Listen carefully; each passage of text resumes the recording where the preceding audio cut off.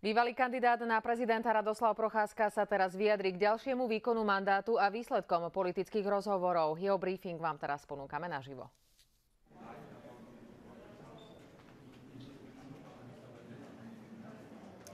Dobrý deň.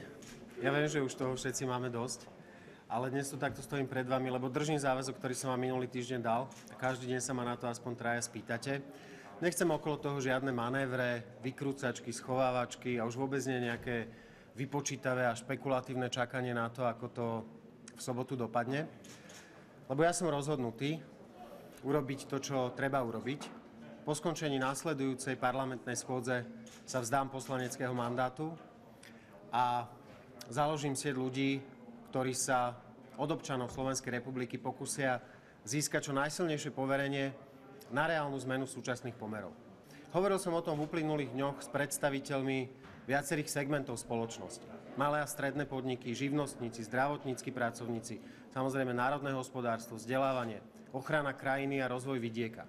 Tie rozhovory budú pokračovať, ale už dnes je ich výsledkom postupne sa rodiaca sieť pracovných skupín, ktoré sa budú podieľať na príprave ucelenej programovej perspektívy pre Slovensko. Zhodli sme sa na tom, že ten typ zmeny, o akú chceme usilovať, sa na pôdoryse súčasnej opozície dosiahnuť nedá. A ja som preto pripravený ísť do veľkého osobného aj politického rizika.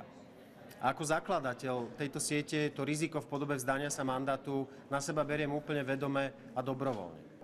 Princíp má prednosť pred osobným pohodlím a ten princíp znie takto.